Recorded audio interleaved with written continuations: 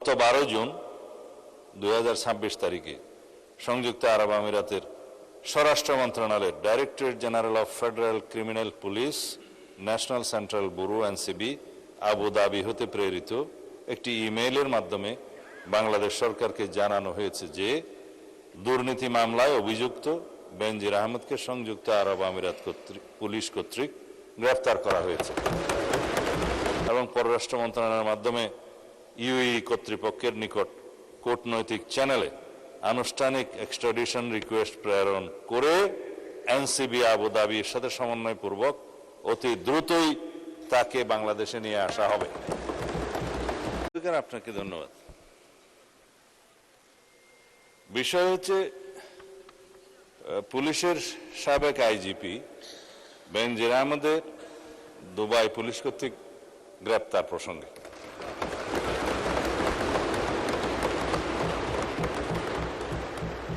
এই বিষয়ে আমি মহান জাতীয় সংসদকে অবহিত করছি যে বর্তমান সরকার দায়িত্ব গ্রহণের পর দুর্নীতি মামলায় অভিযুক্ত পুলিশের সাবেক আইজিপি বেনজির আহমেদকে গ্রেফতারের জন্য ইন্টারপোলের সাথে নিবিড়ভাবে কাজ করার জন্য নিয়োজিত পুলিশ হেডকোয়ার্টার্সের national central bureau NCB Dhaka কর্তৃক ইন্টারপোলে আবেদন করা হয়।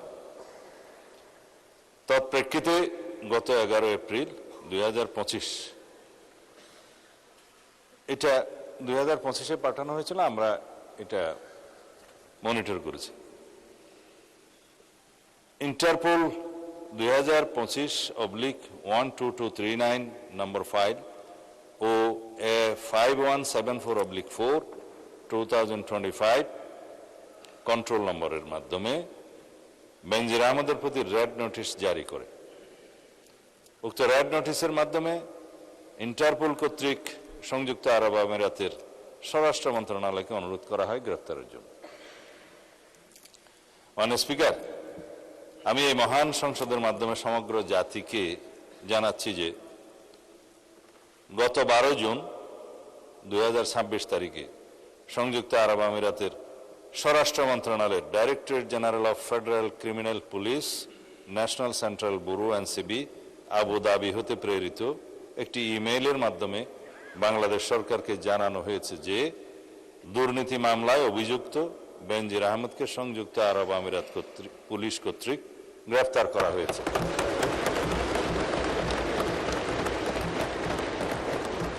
এবং তিনি বর্তমানে সেখানে আটক আছেন। মাননীয় স্পিকার, আমি এই মহান সংসদকে আরো অবহিত করছি যে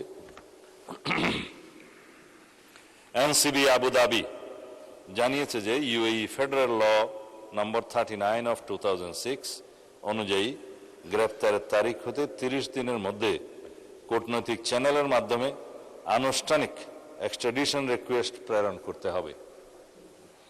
উল্লেখ্য, বেনজির আহমেদের বিরুদ্ধে দণ্ডবিধির 420, 467, 468, 471 and 109 সেকশন এবং 1947-এর দুর্নীতি প্রতিরোধ আইনের সেকশন 5/2, 26(2) এবং 27(1) এবং বাংলাদেশ পাসপোর্ট অর্ডার 1973-এর 11 ধারার মানে সেকশন 11-এর মামলা বিচারাধীন রয়েছে।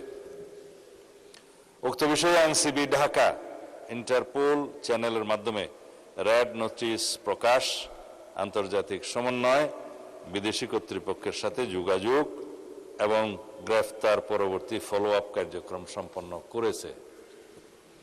দুদক কর্তৃক প্রত্যার্পণের জন্য প্রয়োজনীয় মামলা, গ্রেফতারি পরোয়ানা ও তদন্ত সংক্রান্ত দলিলাদি প্রস্তুত, স্বরাষ্ট্র মন্ত্রণালয় কর্তৃক এক্সট্রাডিশন প্রপোজাল প্রস্তুত ও অনুমোদন এবং পররাষ্ট্র মন্ত্রণালয়ের মাধ্যমে ইউএই কর্তৃপক্ষের নিকট কূটনৈতিক চ্যানেলে আনুষ্ঠানিক এক্সট্রাডিশন রিকোয়েস্ট প্রেরণ করে এনসিবি আবু ধাবির সাথে সমন্বয়পূর্বক অতি দ্রুতই তাকে বাংলাদেশে নিয়ে আসা হবে। এটি বাংলাদেশ পুলিশের একটি ঐতিহাসিক সাফল্য। এর মাধ্যমে আমরা বিচারহীনতার সংস্কৃতি থেকে বের হয়ে আসতে সক্ষম হব ইনশাআল্লাহ।